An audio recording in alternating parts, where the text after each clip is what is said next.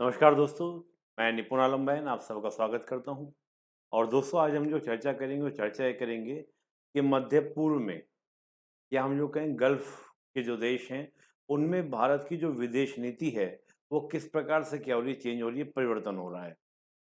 देखिए दोस्तों क्या था कि अगर हम आज में देखें जो आज गल्फ के कंट्रीज हैं इनमें दोस्तों जो हमारी विदेश नीति है इसमें एक बड़ा परिवर्तन आपको देखने को मिल रहा है। जहाँ पहले हमारी नीति थोड़ा सा तटस्थता की रही, न्यूट्रल रहने की रही, वहीं आज हमारी जो पॉलिसी है वो एक एक्टिवनेस यानी कि सक्रियता की है। इसका एक बड़ा कारण ये है कि जहाँ अरब के देश खुद भी दोस्तों क्या हैं, आपस में एक दूसरे के क्या दोस्तों नजदीक आ रहे हैं। ये सारे कंट्री बेटा क्या कर रहे हैं, आपस में अपनी नजदीकियां बढ़ा रहे हैं। हम देखें कि सारी पुरानी दुश्मनी को भुलाकर, पुराने मुद्दों को भुलाकर, जहाँ ये पूरा अगर हम वेस्ट एशिया की बात करें या गल्फ कंट्रीज की बात करें, ये देश एक अखाड़ा हुआ करते थे। जैसे ईरान और सऊदी के बीच में एक प्रतिद्वंदिता जो कि जगजाहिर है, दोनों के दोनों सो काफ़ी लंबे समय से अपना प्रभाव जमाने के लिए इस क्षेत्र में आतुर रहे। यमन को अखाड़ा बनाया, सीरिया को अखाड़ा बनाया, लेकिन आज ये सब भूलकर चीन के कारण दोस्तों ईरान और सऊदी नज़दीक आ रहे हैं। इससे पहले हम देखें दोस्तों, अब्राहम अकॉर्ड होना, इज़राइल के बारे में बात करना कि इज़राइल के साथ कि कभी इन अरब देशों के साथ क्या होगा, दोस्ती होगी। इसको एक ट्रैबो, एक वर्जना ही कहा जाता था कि ये तो एक वर्जना है, संभव ही नहीं है। आज से अगर हम 30 साल पहले बात करें, 20 साल पहले बात करें, लेकिन वो भी अब्राहम अकॉर्ड के साथ इज़राइल, यूएई नज़दीक आए हैं। इज़राइल के साथ आपका बहरीन का समझौता होना, और ये माना जाता है कि सऊदी जो है, वो जो काम खुद नहीं करना चाहता, वो यूएई के थ्रू दोस्तों करा लेता है। वहीं सीरिया, जो आपका सीरिया सिविल वॉर के बाद अरब लीग से इसको बाहर कर दिया गया था, उसको दोबारा से दोस्तों कहाँ ले लिया गया? अरब लीग के अंदर ले लिया गया है। तो वहीं टर्की, सीरिया और ईरान, इन तीनों कंट्री को दोस्तों रशिया के माध्यम से नज़दीक लाने का प्रयास कर किया जा रहा है। अमेरिका की पहले से दोस्तों आप देखेंगे यहाँ पर सक्रियता रही। अमेरिका के जो संबंध रहे वो सऊदी, यूएई इस अलायंस से, इस ग्रुप से रहे। तो वहीं हम देखें जो आपका रशिया के जो रिलेशन रहे वो ईरान से रहे। वो अलग बात है कि बिफोर 79 जो था, अमेरिका और ईरान के संबंध अच्छे थे, लेकिन आफ्टर 79 उसके अमेरिका के संबंध खराब होते हैं ईरान से, और रशिया और ईरान की नज़दीकियाँ बढ़ती हैं। तो वहीं आज हम देखें चीन और ईरान की बहुत ज़्यादा नज़दीकियाँ हैं। चीन ने दोस्तों अभी हाल ही में हम बात करें तो 25 ईयर का यानी 25 ईयर का एक प्लान बनाया है ईरान के अंदर कि हम 400 बिलियन अमेरिकन डॉलर का ईरान के अंदर इन्वेस्टमेंट करेंगे। तो चीन की बढ़ती सक्रियता, पाकिस्तान को लेकर दोस्तों जो नज़रिया, एक परंपरागत नज़रिया था कि कहाँ सऊदी जो था 1971 के वॉर में पाकिस्तान के पक्ष में भारत से दोस्तों लड़ने के लिए तैयार था, वहीं यूएई का नज़रिया दोस्तों कश्मीर को लेकर पाकिस्तान के नज़रिए से मैच करता था। वो नज़रिया बदल रहा है। क्यों? क्योंकि पाकिस्तान की दोस्तों जो जियोपॉलिटिकल स्थिति है, जो स्ट्रैटेजिकल जो लोकेशन है, वो इतनी इंपॉर्टेंस आज इन गल्फ कंट्रीज के लिए नहीं रखती है। तो प्रश्न बनता है कि ऐसा क्यों हो रहा है? एक तो ये, और भारत की विदेश नीति में परिवर्तन क्यों आ रहा है? क्या कारण रहा? हम भारत की अगर दोस्तों विदेश नीति परिवर्तन की बात करते हैं, तो एक बड़ा परिवर्तन, एक बड़ा चेंज ये क माना जाता है दोस्तों कि कोई भी देश, किसी भी देश की जो फॉरेन पॉलिसी होती है, विदेश नीति होती है, उसका मकसद एक ही होता है, वो होता है नेशनल इंटरेस्ट को साधना।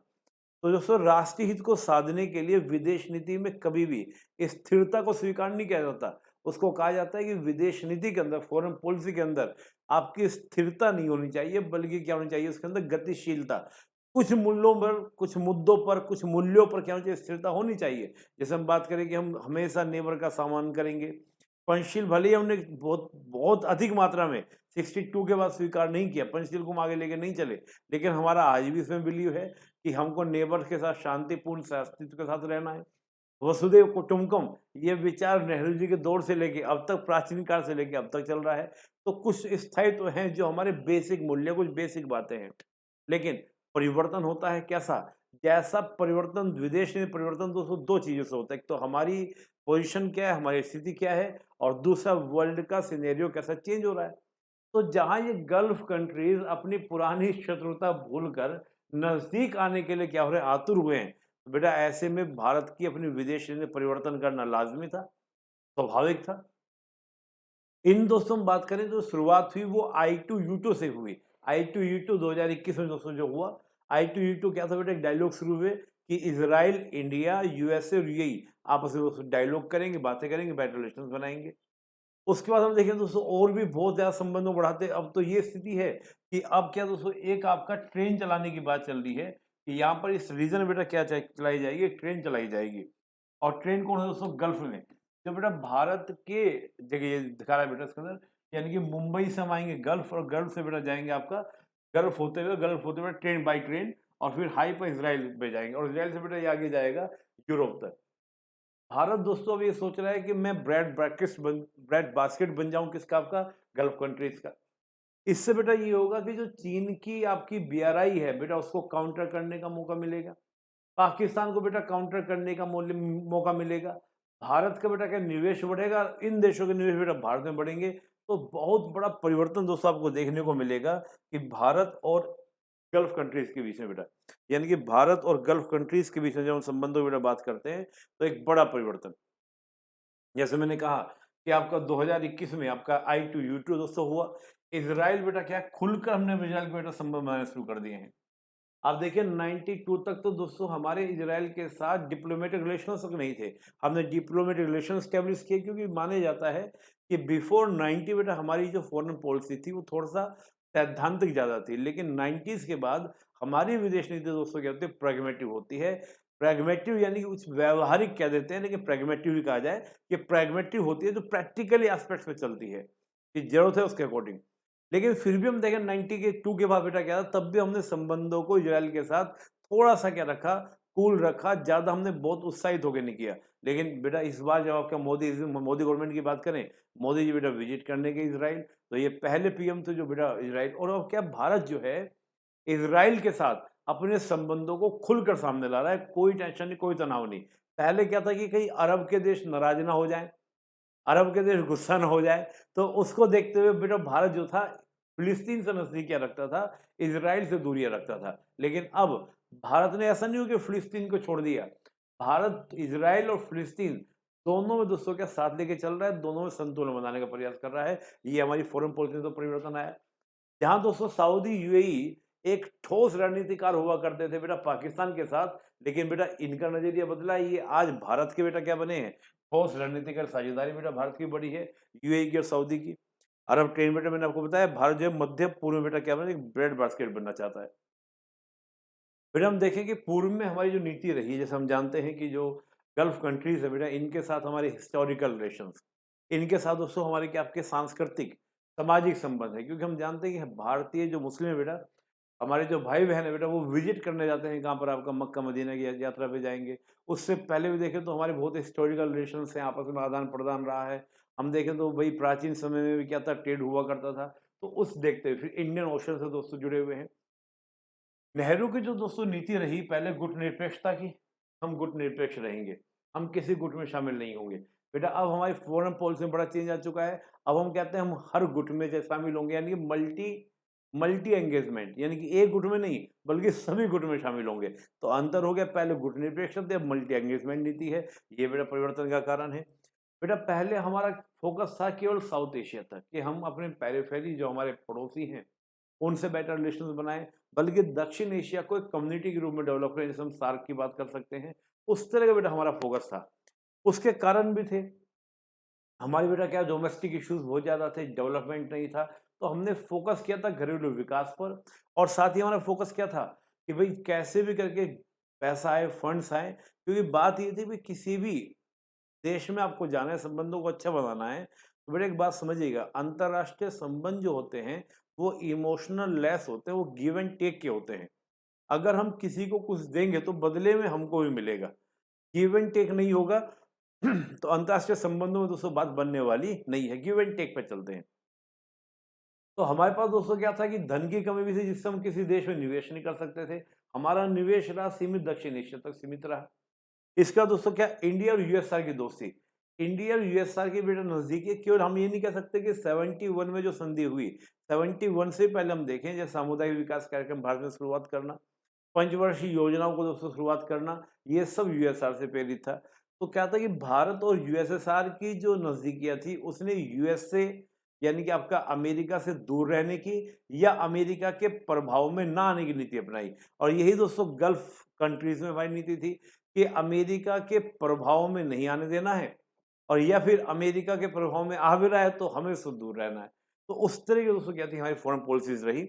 इसराइल फिलिस्तीन दोनों को, अब देखो इसराइल फिलिस्तीन को लेकर क्या था कि हमारी सोच ये भी रही कि बहुत बड़ा वर्क था भारत में जो पॉलिसी मेकर से, कि अगर हमने इसराइल से नज़दीकी बढ़ाई तो क्या होगा, कहीं हमारे जो अरब कंट्रीज हैं वो बुरा ना मान जाएं, क्योंकि दोस्तों एक बड़ा रीजन ये भी था कि हमें तेल की बहुत आवश्यकता थी, उस प्रकार की आवश्यकता इस प्रकार की थी, कई बार हमको, एक मैं सिंपल कहता हूँ हमेशा, कि उधार लेने की आवश्यकता भी पड़ जाती थी। आज की स्थिति ऐसी नहीं है, तो कई अरब कंट्रीज नाराज ना हो जाएं। तो फिलिस्तीन पर हमारा फोकस रहा, इसराइल से हमने दूरी रखी। इंटरेस्टिंग बात यह थी कि इसराइल ने हमेशा भारत की ओर क्या दोस्तों, दोस्ती का हाथ बढ़ाए रखा। लेकिन हम आज की नीति की बेटा बात करें तो आज ऐसी मजबूरी नहीं है। आज ऐसी मजबूरी नहीं देखने को मिलेगी कि हमको बेटा तेल के लिए परेशान होना पड़ेगा, क्योंकि तेल के अलावा बेटा बहुत सारे विकल्प हैं, और केवल गल्फ नहीं, अब और भी बहुत सारे विकल्प जिससे हम तेल ले सकते हैं। गैस बेटा एक विकल्प है, इसके अलावा और नए-नए सोर्सेज़ की बात हो रही है। तो इसलिए तेल का उतना ज़्यादा डिमांड नहीं रहा जिस प्रकार डिमांड पहले हुआ करता था। एक तो बेटा बड़ा रीज़न ये था। दूसरा रीज़न हम देखें कि भई जो हम आज वर्तमान सरकार को देखें, तो इज़राइल के साथ नज़दीकी बढ़ाना उनकी, यानी कि भारत की आंतरिक राजनीति के लिए महत्वपूर्ण है। हम पहले देखें, आपका मनमोहन गवर्नमेंट को देखें, तो भैया मनमोहन गवर्नमेंट जो थी एक अलायंस गवर्नमेंट थी, अटल गवर्नमेंट एक अलायंस गवर्नमेंट थी। लेकिन वर्तमान गवर्नमेंट क्या एक फुल क्लियर मेजॉरिटी वाली गवर्नमेंट है। तो देखा भी जाता है कि अगर कोई देश में सरकार जो है, अगर वो क्लियर मेजॉरिटी की सरकार है, उसको 5 साल में डर ना हो, तो बेटा उसकी फॉरेन पॉलिसी शानदार होती है, बड़ी निर्भीक होती है, निडर होती है, वो जो ओपनली काम करते हैं जो करना होता है।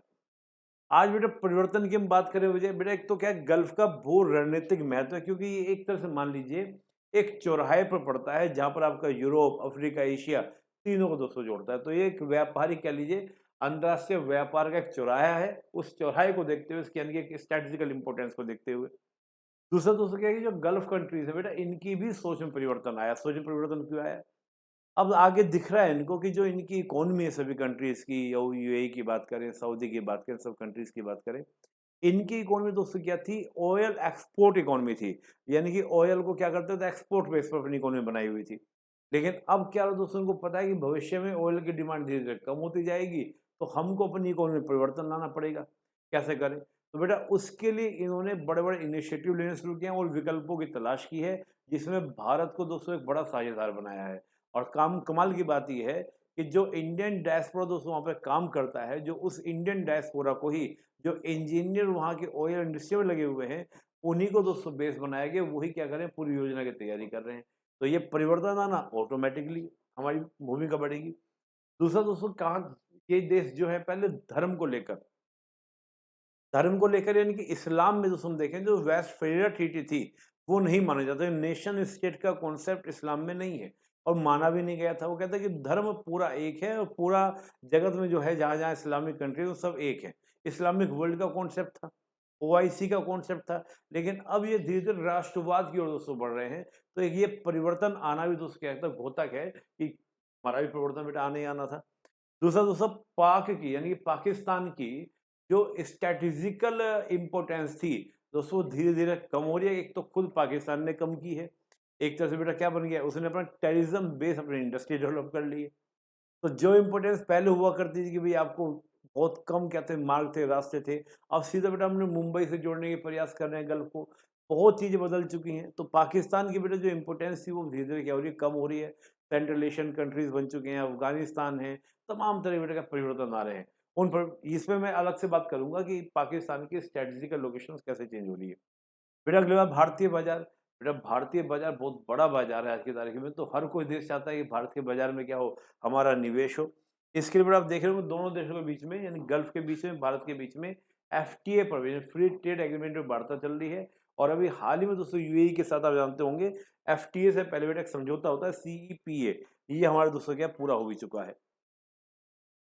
हम बेटा भारत के लिए बात करें कि इन गल्फ कंट्रीज का मतलब महत्व की बात करें, तेल का इम्पोर्टेंस है अभी, लेकिन पहले जैसा नहीं है, लेकिन अभी भी है। दूसरा दोस्तों, आपकी साझा संस्कृति। हम बात करते हैं कि जब मैं बार बार बोलता हूँ कि भाई मक्का मदीना हज की यात्रा की बात आती है, तो भाई हमारे जो भारत के, हमारे जो मुस्लिम भाई बहन हैं वो विजिट करने के लिए जाते हैं। तो बेटा उस कल्चर के लिए भी, उस सोच के लिए बेटा हमको ज़रूरत है। दूसरा बेटा क्या है कि एक बहुत बड़ा डायस्पोरा हमारा कहाँ पर रहता है, गल्फ कंट्रीज़ में रहता है। अमेरिका के बाद अगर भारत में बेटा जो फॉरेक्स आता है विद डायस्पोरा से, वो यूएई से आता है बेटा सबसे बड़ा। तो उसके लिए बेटा ज़रूरत है हमको, यानी कि हमारे मान लीजिए वर्कर हैं, इंजीनियर्स हैं, उनके लिए जॉब के लिए भी एक अच्छा खासा, फंड्स के लिए भी। फिर बेटा क्या था कि आपका जैसे जीसीसी है, अरब लीग है, हिंद महासागर रिम एसोसिएशन है, बेटा इन सब के आपस में मिलकर काम करने के लिए, इन सारे संगठनों में भारत चाहता है मिलकर काम करे ताकि भारत का इम्पोर्टेंस हो। अभी बेटा हाल ही में अंतर्राष्ट्रीय सौर गठबंधन जो बनाया गया, उसमें बेटा मोस्टली देश क्या उसके सदस्य हैं, जिसकी अध्यक्षता बेटा भारत कर रहा है। दूसरा बेटा आपका पाकिस्तान और चाइना को काउंटर करने के लिए, हालांकि पाकिस्तान का तो ऑटोमेटिकली क्या हो रहा है, इम्पोर्टेंट कम हो रहा है, लेकिन फिर भी पाकिस्तान का जो प्रोपेगेंडा बेटा उसको कंट्रोल करने के, नियंत्रित करने के लिए। और साथ ही दोस्तों चाइना, जैसे मैंने कहा कि ईरान के अंदर इतना बड़ा इन्वेस्टमेंट की बात करना, सऊदी और ईरान की परंपरागत शत्रुता को खत्म करा के उनमें दोस्ती करना, और चीन की बढ़ती सक्रियता भारत की बड़ी चिंता का विषय है। चीन अगर इस क्षेत्र में, इस बेल्ट में सक्रिय होता है, तो ये कहीं न कहीं हिंद महासागर के लिए भी प्रभावित होगा, और जो उसकी स्ट्रिंग ऑफ पर्ल्स की नीति है, भारत को घेरने की नीति, उसमें वो कामयाब होता दिखाई देगा। हालाँकि अभी भी अमेरिका का विकल्प चीन अब तक नहीं बना है। अमेरिका अभी भी दोस्तों क्या वो मजबूती से है, और इसीलिए कहा भी जा रहा है कि अमेरिका के ही थ्रू, जो मैंने कहा कि आपका एक पूरा ट्रेन गल्फ के अंदर बनाई जा रही है, उसको कहीं न कहीं इनिशिएटिव लेने वाला, उसको शुरुआत करने वाला, विचार में आपस में मिला के लेके चलना बेटा अमेरिका ही है। तो अमेरिका की जो बेटा स्थिति वहाँ पर है गल्फ कंट्रीज़ में, आज भी मजबूत है। तो भारत लगातार अमेरिका के साथ आगे बढ़कर चीन को काउंटर करने का प्रयास कर रहा है।